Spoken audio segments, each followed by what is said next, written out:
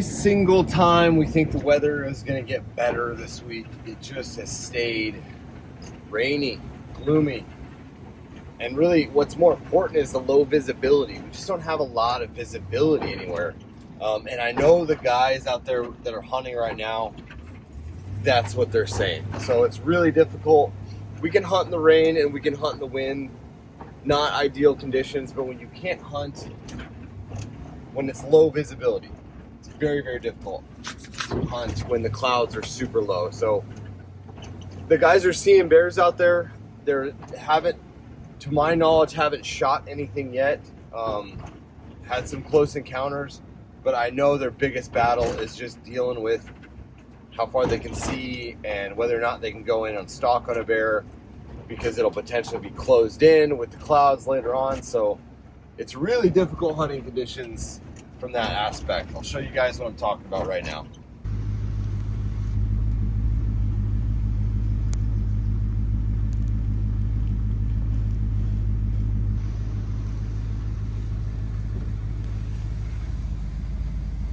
So on a normal day, you can see those mountains easily. And where the guys are hunting, they're up even a little bit higher in elevation, and the cloud level is just staying there.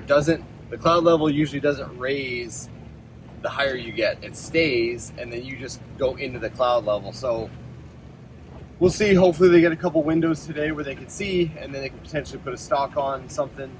And bears are so unpredictable, you never really want to commit until you have a good plan that you can see, you can hike there. And so, but that's it for today. Just running around doing stuff. Me and Joan are going to continue to work on some projects on the back end, some media stuff, some YouTube channel stuff, podcast stuff. We're still cranking that out. It's a good day to do that on a day like this, where being outside, you better have rain gear on. We're both glassing our asses off. Yeah, every day, 15 hours. He is relentless. I've never hunted with anybody who hunted as hard as him. I knew he wasn't right off the bat because he had like these little signs, you know. Remember the dance floor, the foundation that those guys were building? It is now turning into a house right before our eyes here. We're starting on the second floor right there with that beam. Cranking it out.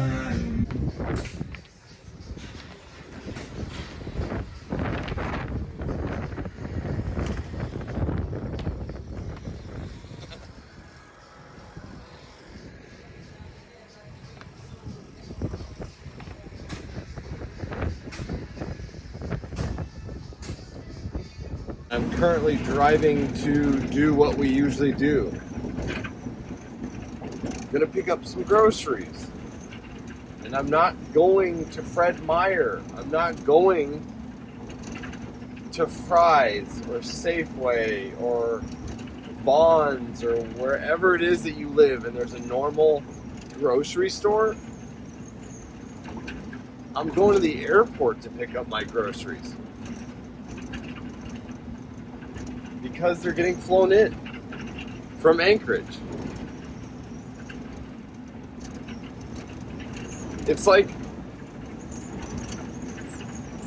when you go to the store and you have food in the back of your car and it sits there for like an hour. You're like, oh no, I forgot my food.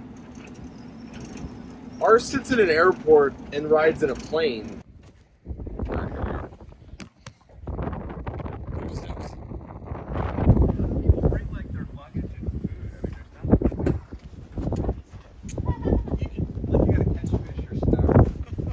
Alright, well, we had some action today in the field. I'm gonna update you guys by some of the messages that they actually send me, and by they, I mean the guides, so the hunting guides out there. I'm gonna tell you kind of what happened, and then I'm gonna show you guys what it looks like on my end and how I kind of decipher those messages. But in a nutshell, Rick's been chasing bears around. It sounds like they just have been fighting the weather a little bit, and obviously they've been fighting the bears that don't want to cooperate with their hunting plans. So bears have been walking away and going up and over mountains. Mark and Buzz, they were out today and they got a shot on a bear.